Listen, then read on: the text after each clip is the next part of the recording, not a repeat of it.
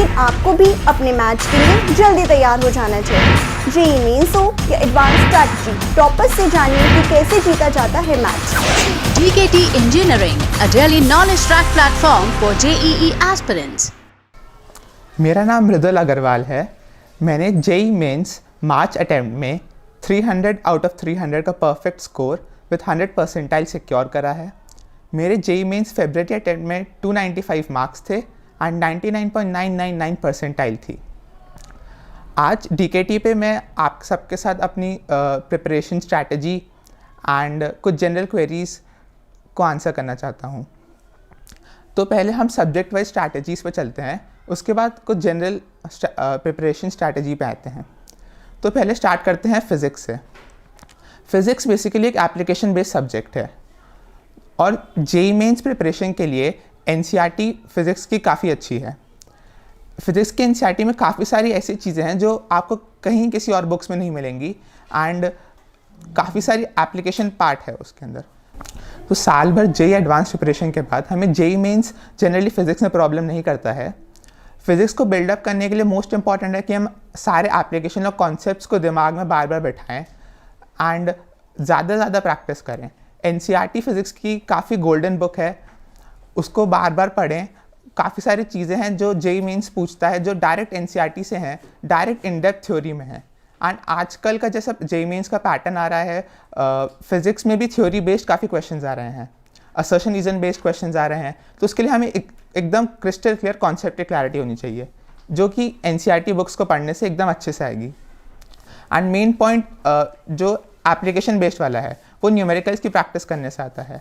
हम basically numericals को blindly practice ना करें, हम डायरेक्ट फिज़िक्स में फॉर्मूला अप्लाई करने की कोशिश ना करें। हम ये चीज़ सोचें कि वो फॉर्मूला अप्लाई कर रहे हैं उसके पीछे का कॉन्सेप्ट क्या है। तो अगर हम कोई चीज़ एग्ज़ाम में अगर भूल भी जाते हैं तो ईजिली रिकॉल हो जाती है वो। अब हम मैथ्स की बात करते हैं। मैथ्स में बेसिकली अगर हम अच्छे से एनसीईआरटी को बेस मानते हुए फॉलो करें एंड थोड़ा सा जेईई एडवांस की तरफ प्रिपेयर करें तो ईजिली जेईई मेंस की मैथ्स हैंडल हो जाती है। जेईई मेंस की मैथ्स बेसिकली प्रीवियस क्वेश्चंस के बेसिस पर ही आती है। तो अगर हमें मैथ्स में प्रीवियस क्वेश्चंस पर अच्छा कमांड है तो हम easily JEE Mains maths crack कर सकते हैं। जो एक चीज़ मैं सजेस्ट करना चाहूँगा आगे आने वाले स्टूडेंट्स के लिए वो ये, अगर मैथ्स में हमको डिफ़िकल्ट क्वेश्चन जनरली फेस करते हैं तो हम बेसिकली सब लोग क्या करते हैं कि केवल उसका सल्यूशन पढ़ते हैं, उससे अच्छा लगता है आगे बढ़ जाते हैं। हम ये सोचिए कि सल्यूशन की तरफ पहुंचने में हमारी क्या अप्रोच लगी थी। बेसिकली मैथ्स में अगर थॉट बिल्ड करना आ गया तो मैथ्स बहुत इजीली हैंडल हो जाती है। मेन बात जो आती है केमिस्ट्री की, केमिस्ट्री जेईई मेंस की काफ़ी टिपिकल सी है। अगर हम एनसीईआरटी को बेस मानते हुए एकदम अच्छे से एनसीईआरटी को रीड करते हुए चलें तो जेईई मेंस केमिस्ट्री प्रॉब्लम नहीं करेगी। जेईई मेंस में जो केमिस्ट्री के लिए मोस्ट इम्पॉर्टेंट पॉइंट जो मैं कहना चाहता हूँ कि जनरली लोगों को लैब मैनुअल के बारे में नहीं पता होता। एनसीईआरटी की लैब मैनुअल जेईई मेंस के लिए बहुत ही इंपॉर्टेंट बुक है। कई बार हमें लगता है जेईई मेंस में कुछ क्वेश्चंस आए हैं जो कि एनसीईआरटी के बाहर के हैं, वो एक्चुअली एनसीईआरटी के बाहर के नहीं होते, वो एनसीईआरटी की लैब मैनुअल में दिए हुए होते हैं। तो हम एनसीईआरटी को बार बार पढ़ें। एंड अब केमिस्ट्री को अगर 3 पार्ट्स में डिवाइड करके बात करें, फिजिकल, इनऑर्गेनिक एंड ऑर्गेनिक। तो फिजिकल केमिस्ट्री के लिए मैं ये कहना चाहूँगा कि फिजिकल केमिस्ट्री में एक सेट पैटर्न ऑफ क्वेश्चंस आते हैं। तो अगर हम फिजिकल केमिस्ट्री कोई भी ऐसे आयनिक इक्विलिब्रियम हो गया, इलेक्ट्रोकेमिस्ट्री हो गया, ये सब थोड़े टिपिकल टॉपिक्स होते हैं, मतलब इनमें थोड़ी लेंदी और थोड़ी कैलकुलेटिव क्वेश्चंस आते हैं। तो अगर हम इन टॉपिक्स पर अच्छा कमांड करें, इनकी बहुत सारी प्रैक्टिस कर लें तो वही सेट पैटर्न ऑफ क्वेश्चन ये बार बार रिपीट होते हैं। फिजिकल केमिस्ट्री में नई चीज़ें देखने को कम मिलती हैं। बात करें इनऑर्गेनिक की, इनऑर्गेनिक के लिए NCERT is quite enough. Even JEE advance syllabus तक एनसीईआरटी बेसिस पर ही क्वेश्चंस आते हैं। एंड मोस्ट इंपॉर्टेंट पार्ट जो इनऑर्गेनिक में हमें कभी कभी लगता है कि out of the box questions हैं, वो मैंने रियलाइज़ किया, मैंने फाइंड किया कि हाँ ये लैब मैनुअल से क्वेश्चंस आ रहे हैं। और जो एक दो डिसाइडर क्वेश्चंस होते हैं जो कि बहुत कम लोगों से होते हैं वो लैब मैनुअल में ही होते हैं। इस साल जो जेईई मेंस का पेपर है, मैंने फाइंड किया कि हर शिफ्ट में लगभग एक से 2 क्वेश्चन प्रैक्टिकल बेस्ड हैं जो कि लैब मैनुअल के अंदर है। तो लैब मैनुअल पे स्ट्रॉन्ग फोकस बिल्डअप करें। उसके बाद इन ऑर्गेनिक केमिस्ट्री की बात करें तो ऑर्गेनिक केमिस्ट्री के लिए मैं सजेस्ट करना चाहूँगा जीओसी को बिल्कुल लूज़ ना करें। जनरल ऑर्गेनिक केमिस्ट्री जो चैप्टर है उस पर अच्छी कमांड रखें, उसको कम से कम 2-3 बार रिवाइज करें। जीओसी टॉपिक को अगर आपने स्ट्रॉन्ग कर लिया तो आपको ऑर्गेनिक में लाइफ लॉन्ग कभी दिक्कत नहीं आएगी। ऑर्गेनिक केमिस्ट्री के लिए मैं यही कहना चाहूँगा कि हम रिएक्शंस को रटने की बजाय उन्हें मैकेनिस्टिक अप्रोच से सोचें। कोई भी हम जब स्टडीज़ करें ऑर्गेनिक केमिस्ट्री के लिए, तब कोई भी रिएक्शन को हम सोचें कि रिएक्शन हो रही है तो उसके पीछे का मैकेनिज्म क्या है। अगर हम इस अप्रोच से ऑर्गेनिक केमिस्ट्री पढ़ेंगे तो काफ़ी ईजिली हैंडल हो जाएगी। तो ये तो सब्जेक्ट स्पेसिफिक बात हो गया। अब कुछ जनरल टॉपिक्स के बारे में जो हम एग्ज़ाम में फेस करते हैं। तो एग्ज़ाम में हम पूरे 2 साल की प्रिपरेशन के बाद हमें कभी कभी ऐसा फील होता है कि एग्ज़ाम से पहले डर लग रहा है, एग्ज़ाम से पहले कभी एंग्जाइटी होने लगती है। तो उसका बेस्ट ऑप्शन ये है कि अपने आप पे कॉन्फिडेंस रखें, अपने जिस भी सिस्टम को फॉलो कर रहे हैं। अगर आप किसी कोचिंग जाते हैं, नहीं तो अगर ऑनलाइन किसी प्लेटफॉर्म पे पढ़ रहे हैं, तो उस सिस्टम को बहुत डेडिकेटली फॉलो करें, उस पर फेथ रखें कि हाँ, यहाँ जो हम पढ़ रहे हैं उसी के बेसिस पे जेईई मेंस का पेपर आने वाला है। और एक मोस्ट इंपॉर्टेंट पॉइंट जो मैं ड्यूरिंग प्रिपरेशन सजेस्ट करना चाहूँगा, शॉर्ट नोट ज़रूर बनाएं। मुझे भी शुरुआत में जब शॉर्ट नोट्स बनाता था काफ़ी आलस आता था, बट फिर मैंने एग्ज़ाम से 1 महीने पहले रियलाइज़ करा कि हाँ, ये शॉर्ट नोट्स हैं जो मुझे एक बूस्ट दे रहे हैं। क्योंकि साल भर का कोर्स बहुत बड़ा है, 2 साल का। उसके बाद उसे कॉन्स्टेंट रिवाइज करने के लिए, उसे दिमाग में अच्छे से बैठाने के लिए शॉर्ट नोट्स काफ़ी इंपॉर्टेंट रहते हैं। तो मैं जैसे क्या करता था कि कोई भी चैप्टर पढ़ लिया, उसके लगभग 2 से 3 महीने बाद जब उसका प्रॉपर रिविजन करता था, तब उसके साथ साथ शॉर्ट नोट्स बना लेता था कि 2 महीने पहले जो चीज़ पढ़ी थी वो अब याद है कि नहीं। तो जो चीज़ याद नहीं रहती थी उन्हें शॉर्ट नोट्स में नोट डाउन कर लेता था, तो वो फिर एग्ज़ाम से 1 हफ्ता या 1 महीने पहले काफ़ी ज़्यादा हेल्पफुल रहती थी। कई बार लोगों की क्वेरी रहती है कि हम एग्ज़ाम से जस्ट 1 दिन पहले क्या करें, क्या नहीं करें। तो मैं ये सजेस्ट करूँगा कि हम एग्ज़ाम से जस्ट 1 दिन पहले एकदम रिलैक्स्ड रहें, कोई टेंशन ना लें। और एक जो मोस्ट इम्पॉर्टेंट पॉइंट मैंने इस साल की जेईई मेंस शिफ्ट्स में फाइंड किया है कि जैसे कि जो फरवरी में शिफ्ट्स हुई थी, उनमें जो फर्स्ट शिफ्ट में पेपर आया था उसी से रिलेटेड सेकंड शिफ्ट पेपर आया, उसी के जैसा थर्ड शिफ्ट पेपर आया, कुछ क्वेश्चंस रिपीट ही हो गए थे। तो मैंने जैसा फॉलो किया था कि एग्ज़ाम से 1 दिन पहले पूरा रिलैक्स करता था, बट जो मुझसे प्रीवियस शिफ्ट थी उन्हें अच्छे से एनालाइज करता था।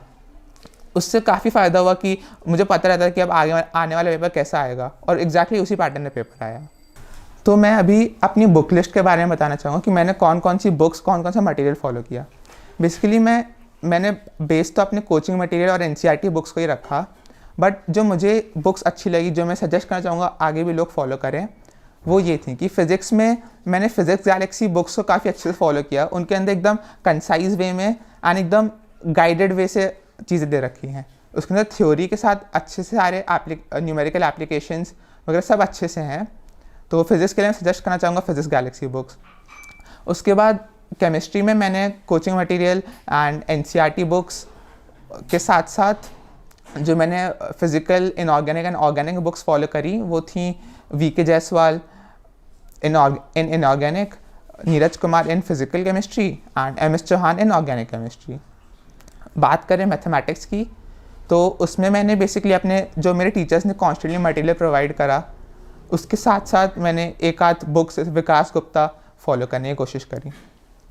उसके बाद जो मेन सजेशन है प्रैक्टिस के लिए, वो मैं ये कहना चाहूँगा कि प्रीवियस क्वेश्चन पर काफ़ी फोकस रहें। मैंने एग्ज़ाम से 1 महीने पहले जो 2019 एंड 20 के एनटीए के प्रीवियस क्वेश्चन बैंक है उसे चैप्टर वाइज सॉल्व करा, और ये रियलाइज़ करा कि हाँ, उसी एक सेट पैटर्न है जेईई मेंस का, उसी पैटर्न पे बार बार हर साल क्वेश्चंस रिपीट होते रहते हैं।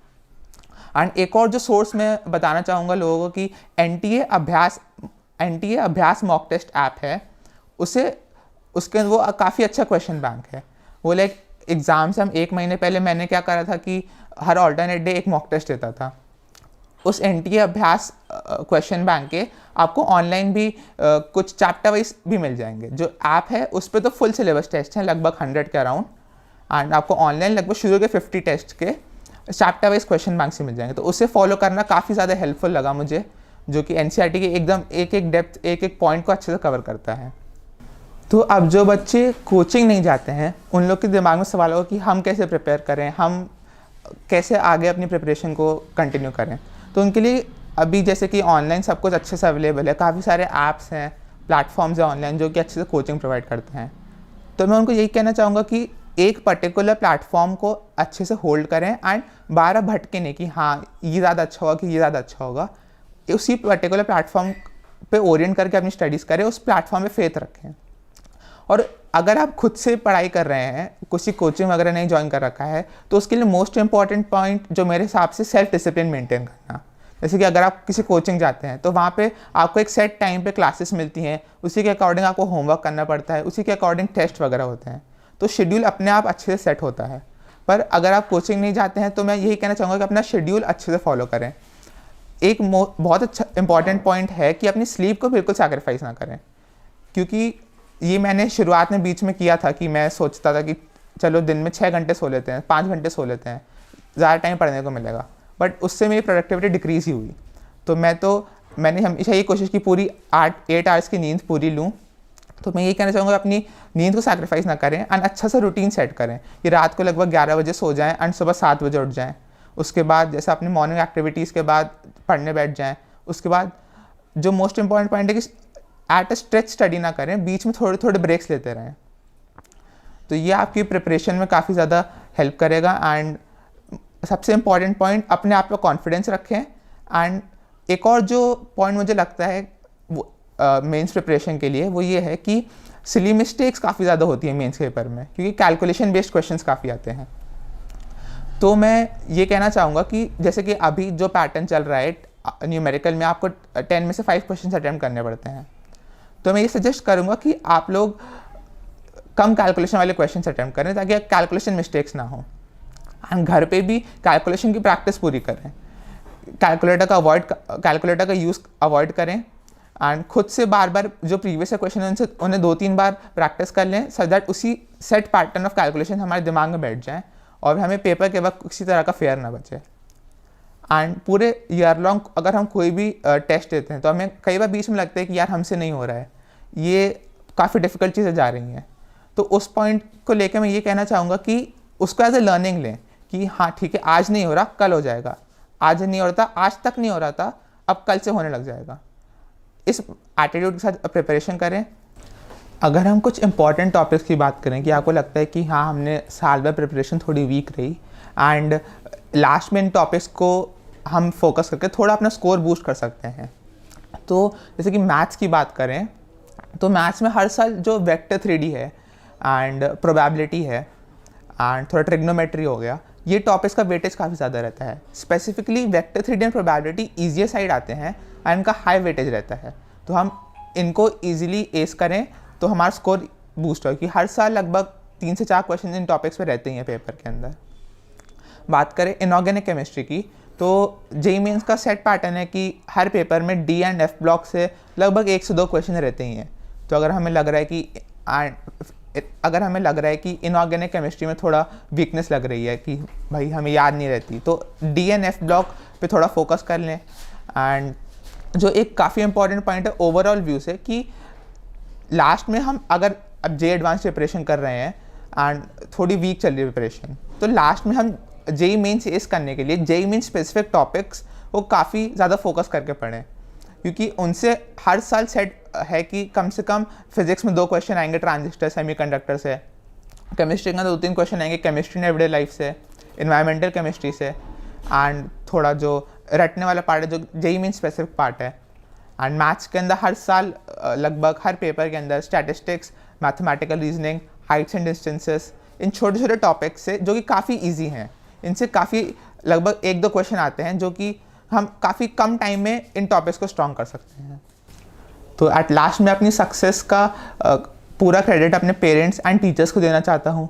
उन्होंने हमेशा मुझे मोटिवेटेड रखा, कभी भी उन्होंने प्रेशर नहीं आने दिया कि हाँ बेटा तुम्हें ये रैंक लानी है या फिर ये स्कोर तुम्हें लेके ही आना है। उन्होंने कभी भी अगर किसी एग्ज़ाम में अच्छा रिजल्ट भी आए तो उन्होंने कभी ओवर कॉन्फिडेंस पे नहीं जाने दिया मुझको, हमेशा मुझे डाउन टू द अर्थ रखा। एंड कभी भी अगर एग्ज़ाम्स में लो स्कोर हुआ तो उन्होंने हमेशा ये कह के मोटिवेटेड रखा कि हाँ बेटा ये कोई प्रॉब्लम की बात नहीं है, अभी रिजल्ट से फोकस मत करो, जो गलतियाँ हुई हैं उन पे फोकस करो, उन्हें सीख के आगे बढ़ो। एंड एग्ज़ाम्स में फुल मार्क्स को करना, टॉपर आना ही कोई लाइफ का गोल नहीं है। तो आप एकदम स्ट्रेस फ्री प्रिपरेशन करें, काफ़ी अच्छी आपके एग्ज़ाम्स आएंगे।